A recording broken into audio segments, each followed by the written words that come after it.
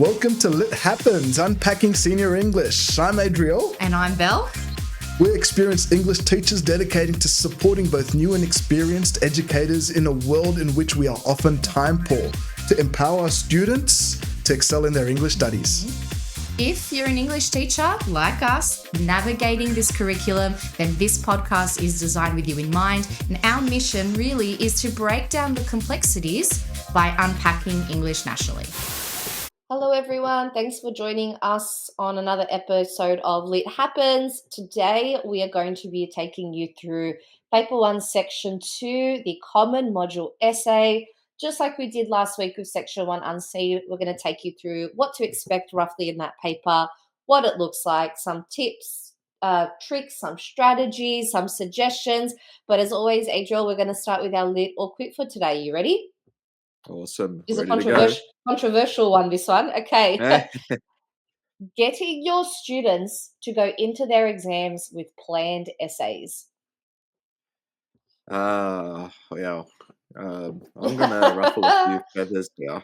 Sure. I'm going to say I think it's lit. I think it's important for students to have planned essays beforehand, but that doesn't, let me just put it with this little caveat here. It's not just them going and writing verbatim their planned essays on the day.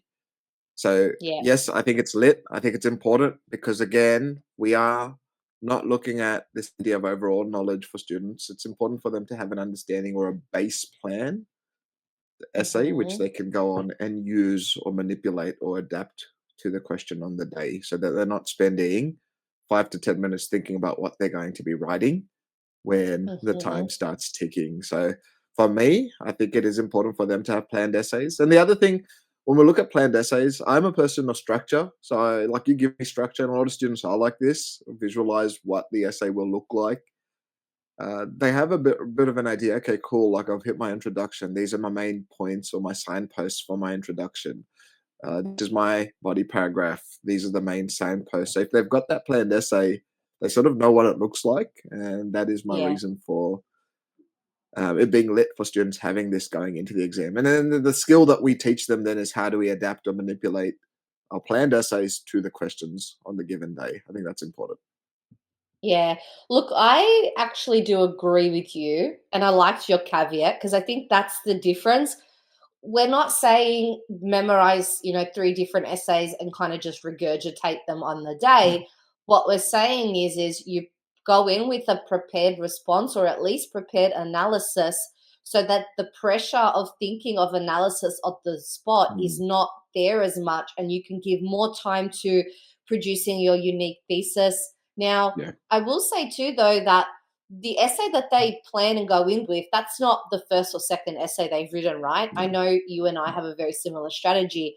We make sure that their analysis evolves after an assessment, after feedback, after also engaging with a range of different practice essay questions so that the analysis that they're going in with is hopefully quite holistic, still has kind of their point or the angles that they want to discuss, but that they understand that it needs to be malleable to really shape a question. So, I really wonder what other teachers might think about this one because I know some people are like, no, that defeats the purpose of exams. But, I mean, we have to be realistic here. They're 2 exam papers over an hour and a half each. The other one's 2 hours, and they're back to back. If students are going to actually score well, they need to have that level of preparation, I think. It's very rare that you come across a student who can do this with flair on the spot, you know? Yeah. I mean, the good question to ask yourself is if you were to be put into that position as a teacher, would you be able to do it under those exam conditions, Yeah, Look, that's right. That's right. our more capable teachers, the ones that love the writing process, you might say, yeah, maybe, but a high percentage of us, if you're in the Adriel camp, you'll be like, no, well, I do need to practice or have something with me before I do go in. So that's big. But I'll also say this, the reason a planned essay is important is for your struggling kids. So let's say, for example, you got your band 3 or 4 kids and you want to move them up those higher order strategies. I think this is one of those high leverage strategies because the students are going to be more likely to write more, which means they have more opportunity to be given marks, even if it is a let's say, I'm not encouraging regurgitated essays, but if they're putting something out onto the page rather than putting half an essay of maybe some sort of Yes, good work, the student that has a yes, full essay will be more likely to have a higher opportunity to get more marks. So I yeah. think that's another reason for having those planned essays before an exam Mm. is it's just a good Mhm, exam strategy, to be honest. Like mhm. It is. it's one of those things that, again, like you were saying, it's controversial because people are like, oh, it defeats the purpose of exams and here and this and that. But I guarantee you this: if you speak to most kids that have been successful or teachers that have had kids that are successful, they Yes, will have had planned responses, whether it be in yes, the form of skeleton essay structures or yes. having written Body fortified paragraphs, essays whatever. beforehand. Yep, Yep, they've yep. got it all planned because then they'll just go and write. Mm, And I mean, I can see this. I yeah. mean, I've marked Mod C in the HSC for the last few years now, and we get to that section where students haven't prepared in paper two, sections 1 and 2, get to the last section and they write like a half a page worth or a page's worth of writing for Mod C. And it's just like, oh no, because they've Yeah, spent too long thinking about their essay responses. So yeah, I think it's lit. so true. I think it's lit too. All right, let's get into it then, because a lot of what you said will very much relate to our episode today, which is looking at section 2, paper 1 of our common of our paper 1 common module. So we're looking at our Yep. common module essay here. So I think the first thing that we should be covering here with our listeners, Adriel, is basically just what is it? If we've got a new scheme teacher or students just being exposed to the papers now, what is it? What does it look like? Yeah. So the essay question for the common module here, or paper 1, section 2, is on the common module, text and human experiences. And this is that key component of both the HSC advanced and studies and standard courses. It's very important to note that the section's worth about 20 marks, not about, it is 20 marks, and it requires the students to respond to that extended response, okay, that persuasive essay. And this is Yeah. using their prescribed text. That is their core focus, whatever they have focused on. It's not like the previous iterations of the HSC where they will need to have related materials anymore. It is purely based Mhm, on the mhm. prescribed text that they have Yeah. studied. And this is all going to be achieved within that 45-minute time frame Mhm. for this section. Remember, paper 1 is 90 minutes, which gives you, I actually, no, I'll say 40 minutes, sorry, because 10 minutes of that is reading time. So 40 Mhm. minutes is where you are writing, and it's a deep dive into how the text represents human experiences. So things like your individual experiences, which might include things like, the personal world, and then moving into your collective experiences. So things to do with society and its struggles. I think the important thing that we do figure here is the focus is on analyzing how the text constructs these experiences. That's very Yes. important. How does the text Mhm. construct these experiences? And aligning with those modules, sort of emphasis on human behavior and emotions. So Mhm. again, keywords from Mhm. the rubric, which we're going to come across a little bit as we move through this episode. So Yeah. I think while including some of these related texts, like I said previously, would have been in the exam, that was more what they do in school. So no longer are we looking at Yes. the related text anymore. However, Yes. you can enrich some of the responses by looking at commentaries. So, scholars, some of the readings that they've done on the respective texts, that is quite important as well. And what we're Mhm. looking at in this section, because it is that persuasive essays, we're looking at how students are challenged to showcase their critical thinking and textual knowledge on this Yeah. respective human experiences module. Yeah, that's perfect. Thank you. Absolutely. The lens in which they're responding has to do with how their text exemplifies the rubric Mm, itself. So, you might be doing Merchant of Venice, The Crucible, or Past the Shallows, text like that. um, Making sure that the students isn't just analyzing the text itself, because we all can yeah, analyze characterization setting in a text, but that it fits within the lens of the common module rubric. So I know yeah. that later down in this episode, we are going to cover some suggestions of like tips for how they can kind of integrate the rubric in their Mm, response and the like, but just remembering that that's the focus. That paper 1 is all about common module text and human experience. Then the next day they move on to the rest of their yeah. learning. All right. That was Yeah. great. Thank you, Adriel. Why don't we then move on to the next part, which is going to need much more of a discussion here now. What kinds of Mm. questions are students expected? Now, obviously, even last episode, we talked at length about practice questions and past papers and what Mm. a brilliant strategy past papers are, because you can learn a lot about the types of questions that they can Yeah. ask you in this section by looking at past papers. Um, Mm.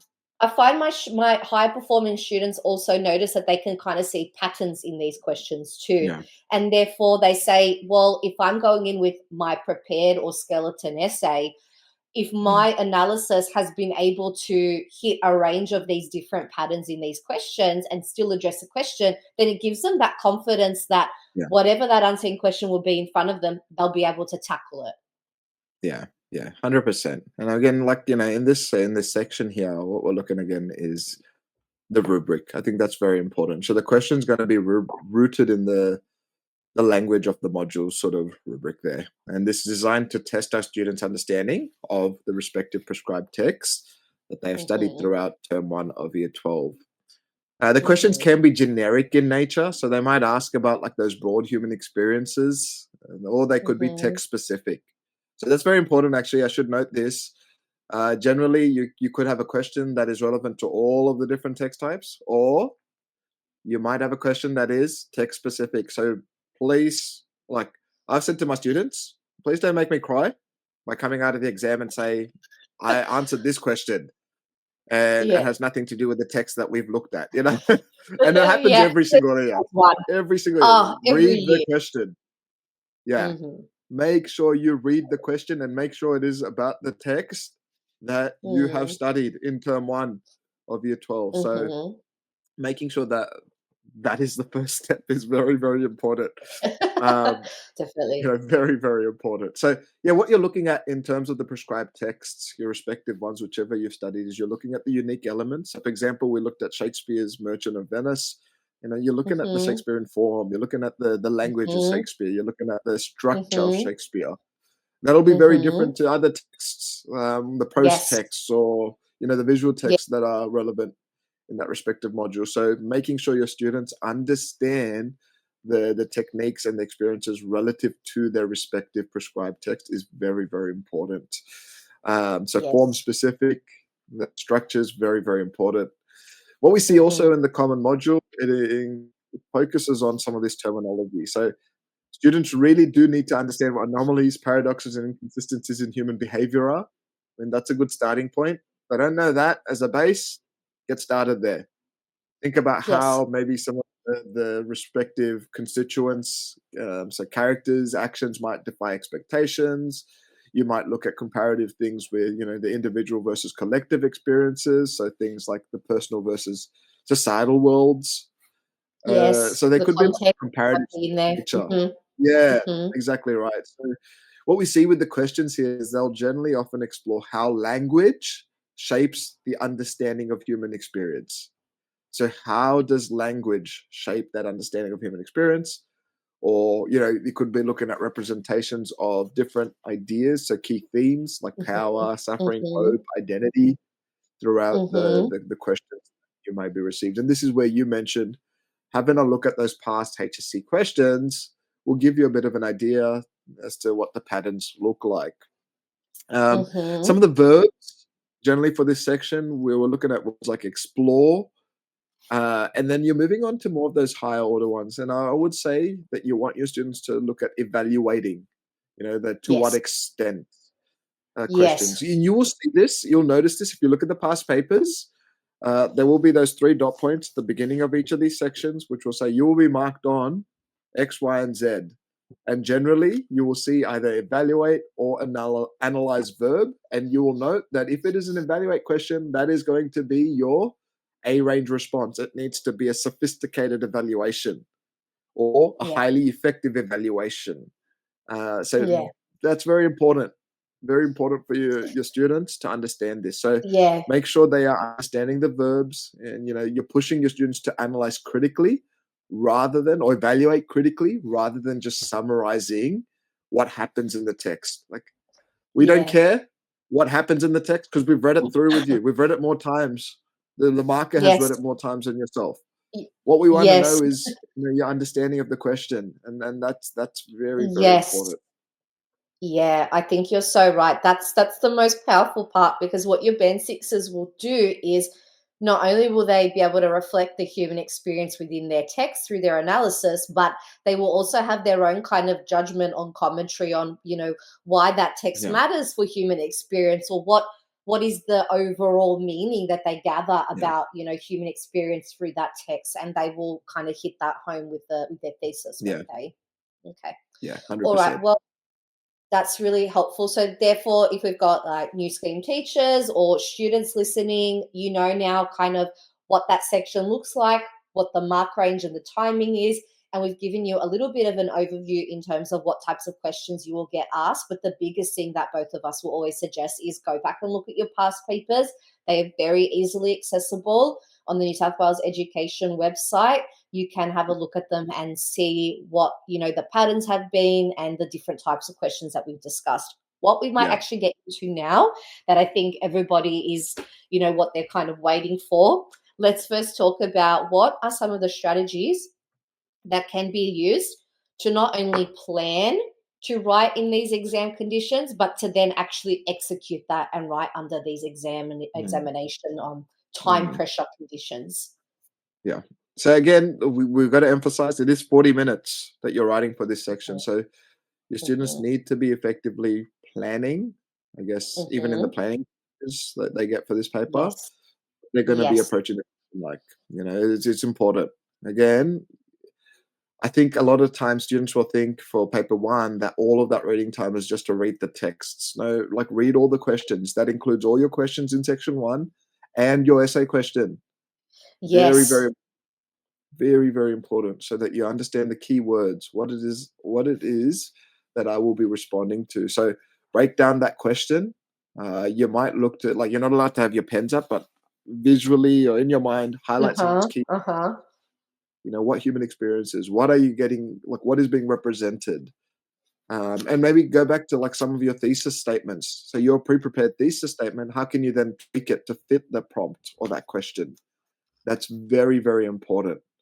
Um, Even if you spend a minute, maybe a 2-minute thing, just creating like a brief essay outline for this section. Yes. So I mentioned in the previous episode, I encourage my students to do this section first, just because it is Mhm. something that they have to remember.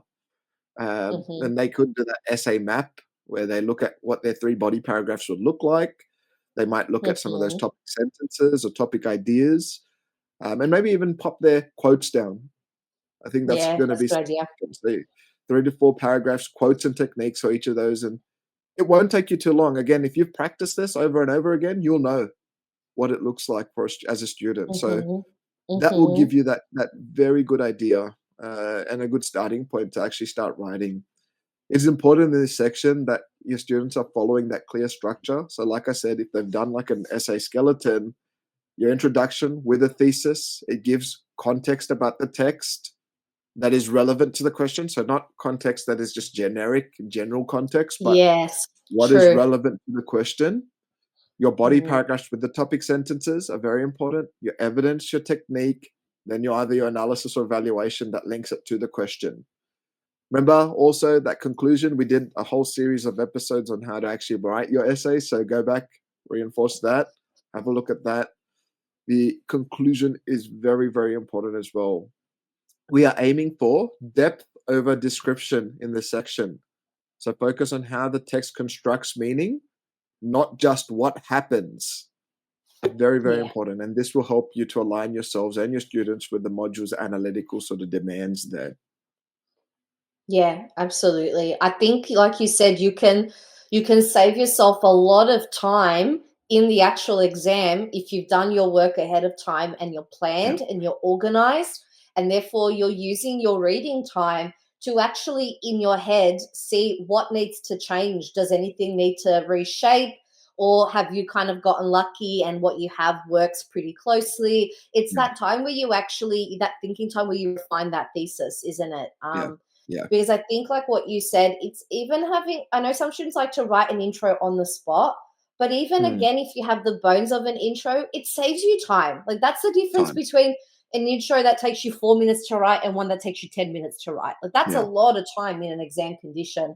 And so I really Yeah. love that idea of having at least like a generic thesis. Or when I say generic, I say to my guys, a thesis that's to do with your rubric, even if it's Yeah. not for the specifics of a question, because obviously the question comes from the rubric. So it's going to be a lot easier to Yeah. integrate aspects of a question or reshape or mold. But I think, like you said, going in with that plan ahead of time, then all you're doing in that thinking time is thinking about how you're going to use your analysis. And hopefully that Yeah. gives the student a bit of confidence too. They're not just sitting there thinking, Jesus, what am I going to do? They're like, Yeah. no, you know what? I have stuff. How can I Yeah. make that stuff work for me in this situation with this question? And you and I Yeah. both know that our students who have performed really well in these sections in the past. That's what they do. They're prepared, they're organized, their brain is ready and thinking about how do I adapt? Mm. How do I engage with this question? How do I make it work as opposed to just pop down my pre-prepared Yeah. analysis? All right, that was some really, really good ideas there. So let's look at now some of our top tips for success in this section. I know it kind of goes without saying, but you need to know your text inside and out. Yeah. Best case, students can use virtually all of what they've prepared to fit an essay, but sometimes that's not the case, and you might need an extra example or two from your story. You might be able to refer analytically to it, you might need to paraphrase, but if you don't remember your text, you're going to struggle in that regard to look Yeah. at it holistically. Because Yeah. I think students also need to remember you did this in term 4 of the Mm. previous year. You're now in Mm. term 3 doing your trials. So that's a big scope of time. Now, Yeah.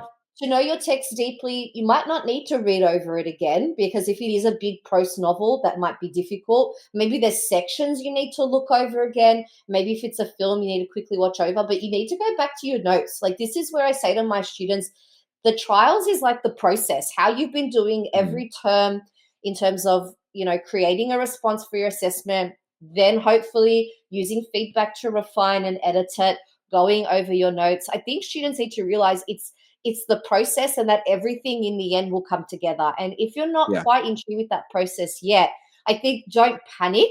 Do what you can Yeah. do, and then work on that process throughout the term in preparation for the Mm. HSC as well. Mm.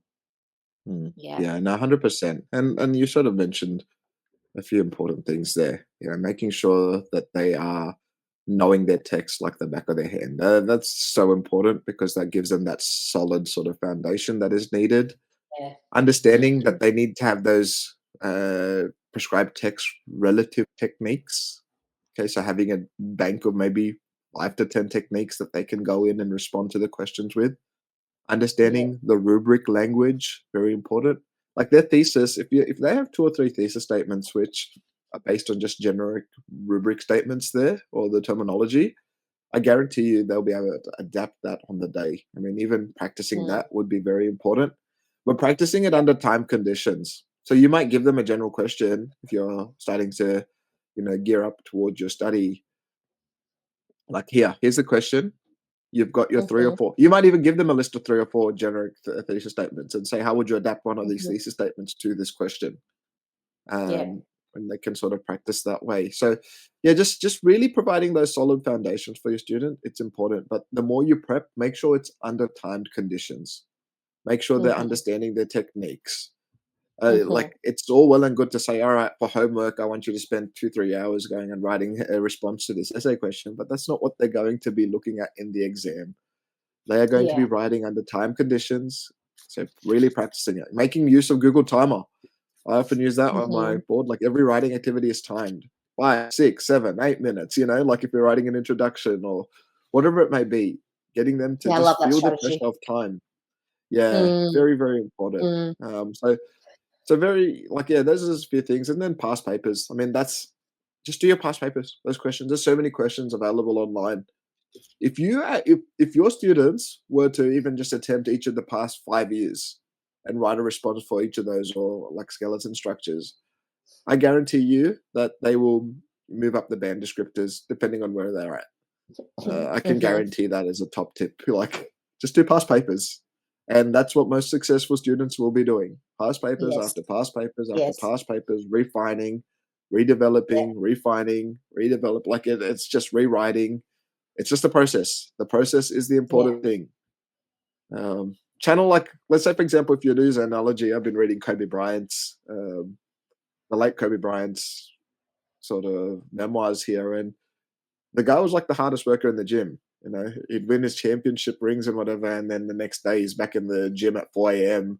working through, different plays that he might have missed, or thinking about different situations. And that's sort of like the mindset you need when you're approaching your essays. Like, what are the different situations? What are the things that I might have missed the last time when I had an assessment task? And going through and saying, well, this is how I would approach it next. Mm, And it's mm. not a matter of just having to remember everything. It's a matter of actually understanding the process, that skill, so that when you're faced with the reality, it's in your mind. It's how you do it is just ingrained. So you're not thinking about it then. You're not thinking about remembering it. It just happens. And that Yeah, generally is what separates your top end from your middle to low end students in you're so school and right. also in sports. Mm. Yeah. Mhm. It's almost like a muscle that you're Yeah. engaging and you're working and you're building it and you're building it so that when the time comes, you can hold the weight and you can do what you need to do and your body's prepared. It's like doing that, but for your mind. And I always say to my Yeah. guys, it's hardest when you start. It does get easier. I know that Yeah. sometimes I have students who are quite happy to go straight into I'm just going to go like time conditions, new questions, Mm. smash it out. Sometimes I have students who need like smaller steps. So sometimes I Yeah. might say to them, all right, here's your new question, 10 minutes, produce an introduction and three Yeah. topic sentences with a thesis in 10 minutes and do it that way. Mm. Even sometimes I go, all right, let's just do 20 minutes. Let's just do half a paper and see what we can do and go that Yeah. way. Even in the early stages, I don't mind if my students do the time conditions with open book, and then it gets to Yeah. a point where it's starting to sink in, the students starting Yeah. to memorize it, and then you can take away that open Mm. book quality to it, and just go. Now you need to work on what you remember, what you can go Yeah. through. I mean, again, it's all a process, isn't it? Yeah. Yeah. 100%. And I Yeah. like that, open book when you start off. Like, it doesn't mean that they have to start doing it just like exams. Like, if they're not comfortable remembering their quotes, have your page of quotes there, have your Yes. techniques there just to help you. So you're not wasting time. You're actually just putting into process. So the more you do Yeah. it, the So better true. you will get. Yeah. So true, because if you've got a student who's so fearful of jumping to that level, Mm. well, the Mm. fear's not just going to suddenly diminish. Like sometimes, and that's the thing too. Like as a teacher, in your classroom, like I could think of Yeah. years where I've got a pocket of kids who can do it this way, but I really Yeah. feel like these guys will need this adapted approach, and maybe these Yeah. guys need it super scaffolded. Like, I still thinking about when you mentioned, like even if you have your band 3 and 4 students, Mm. sometimes the strategy for those students is they need to go in with a prepared response. And Yeah. if the question scares them and they're scared, they don't know what to do, they're just going Yeah. to have to try and put that down, because let's be realistic, that is better than what we do see on Yeah. the flip side is them panicking, not really Yeah. writing anything down, not really Yeah. even giving it a go. Like we have to Yeah. also be mindful of, yes, where the end goal is, but how we're going to support the students to get Yeah. there. But you're all fabulous teachers and you know your students Mm. best. Mm. And it's just good to know that in your class, you can have different strategies. Everyone doesn't have to be doing the Mm. same thing. Sometimes it's easy to do that. Like if you've got like an advanced class, for example, and they're all really keen and Mm. eager, that might be easier. Mm. Or if your standard classes are streamed, that might be Yeah. easier. But sometimes you have HSC classes that are very mixed classes Yep. with a range of, A's and B's, down to C's and D's. And you need to think, yeah, I know that when I've had those classes, I'm like, oh, okay, I need to really go, what's my top end Mm. strategy? What's my middle strategy? And if someone is still panicked or can't do it, what's my entry level strategy, and kind of Yeah. work it that way. Yeah. Yeah. All right. Well, what about, let's get to our last section now, Adriel. Just kind of some final thoughts that we might have on in maybe even what students can remember as they're getting into the exam. What like Yeah. wisdom, I guess, could we Yeah. impart on them? Yeah. So again, like the big thing is this: you're going to be stressed. That's just normal. It's part of the exam thing. So just stay calm as you can be.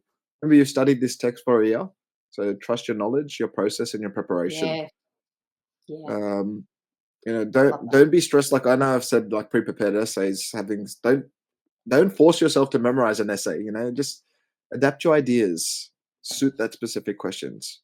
Mm, Ensuring that you are sort of responding to the question. Focus on your analysis, so not a summary. That's probably a big one. mhm. Yeah, Analysis rather than summary. Understand the difference. So show how your yeah, text constructs meaning about the human experiences. So not just what happens in the text. Prioritize quality and quantity. It's yeah, not over. Both of them. yeah, I'm going to say both. yeah, Quantity is yeah. big because it gives you more opportunities to get marks. And if it's quality on the Yes, same hand, then you're going to get those higher order marks. But yes. yeah, look, that comes with time and practice. And remember, this is your voice that is engaging with that text. So make sure that you're bringing that unique, informed personal voice and that perspective to your analysis rather than Mhm, just summarizing or describing what happens in the text. So, some of those things that we're looking at is the process as a teacher, you're trying to build confidence in your students. So having those little building activities rather than just here's seven essays, seven essay questions, go write seven essays for me. Like really scaffold your learning, mhm. thesis statements, like focus on the weaknesses. What's not working, what's working. It takes time. And then again, I will say this for teachers. Sometimes you'll be like, well, I've done all of this, but the kids aren't doing, what I've been asking, which is a common sort of occurrence. Yeah, You can only lead a horse to water. You can't make them drink. I often yeah, emphasize this with my students, yeah, and I I'll say agree, this: I agree. 90% of the success is on you. So that means you need to be doing 90% of the work. We probably do about 10 to 20% of the work as teachers and just guiding you and giving you the Mhm, strategies, which means when it comes to mhm. celebrating your results later on, you should own them. But also, if you were not that good in your exams, you got to own that as well because you probably haven't put the work in. Um, Yeah, so it's a nice way of sort of putting it to them, giving it to them, and it's a good sort of comfort zone or cushion, I guess, for teachers to have when we're yeah, looking at that. So encourage that ownership. Ask them to reflect on their own text, their own beliefs yeah. within that exam. But yeah, those are a few final sort of thoughts for myself. I like that. I like that a lot. I love that idea of ownership because I know that, we've all taught students who are like, oh, I'll be like, I'm panicked. And they're like, I'm not worried. Why are you worried? I'm like, I'm worried because you're not worried. Or this Yeah. idea of like, I think something I say to my students often, like HSC class, and I say, I'm not saying this to scare you, but you need to be realistic here. If you are trying Mhm. to perform really well or as best as you can, we're all about personal best. You need to be realistic and understand that there are at least 70,000 other students in a given Yep. year that sit the HSC with you. And you need Yeah. to be aware of that. And you need to be aware of like how many of them are like, oh, it's chill, it's fine, it's all good, I'm just going to give it a go. And how many of them are doing this planning and are putting Mm. the work in. And it's just, it just helps to limit disappointment, I think, when you Yeah. go in with that reality. And then every student can make do with that what they will. We all have different goals and we all have different things that we want to do. We're not all aspiring for band sixes, and I Yeah. totally support that. But if we're all trying to do our best, I think we need to go in with our eyes open and like remember that you can show your flair in your responses too. You can Yeah. think about, I think sometimes students forget that even when they're looking at their analysis and their techniques and they're looking at the effect, there's Mhm. opportunities in those parts of your body paragraphs to connect back to the question or show your bit of flair or show your link to audience. And every little bit makes a difference. But these ideas have to be yours and you have to feel Yeah. confident in them because that's how your voice will come through the best, I think. Yeah. So you always got to go in with you need to know what you're saying because nobody can express themselves better than you can for your own self. Yeah. So you want your voice to come across, you need to know what you're talking about. Yeah. Yeah. 100%. I think then, Adriel, we have done quite a lot of talking. I think that's Mm. quite a good, I think, overview of what students can expect in this section of the paper. you know, you and I have given some strategies of things that have worked for us. We would love to hear from other teachers of what works Mm. for them. We are by no means, you know, Bible and expert on this. We just, these are things that that I was taught, that I've tried out, new things I've tried out, things I've heard from others that have really worked in my classroom. And I know we'd really love to hear about what great Yeah. strategies you are all doing and what's working in your room, because there's a wealth of knowledge out there, isn't there, Adriel? Yeah, 100%. And yeah, I like that you've just mentioned, like, it's about a process of trying, learning, trying again.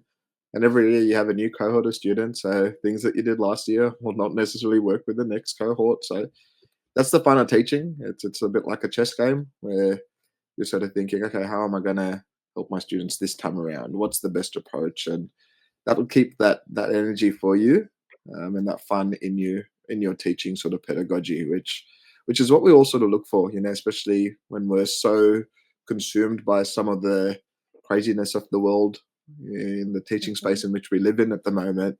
These are the things that you can look forward to in terms of your craft and enjoying your craft as well as a teacher. So, yeah, it's been fantastic. Give us some ideas. Give us some of your strategies and ideas. It'll be fantastic to know because I'm sure that I will definitely be trying them as well. Remember, we're just sort of Yes. babbling on about what has worked for us and what hasn't worked for us. So it's just putting Mhm. it out there and sort of seeing where this journey takes us as well. Yeah, righty. So yeah. Cool. Anyway, be sure to like and subscribe in our on all of our socials, and we'll see you guys in next week's episode.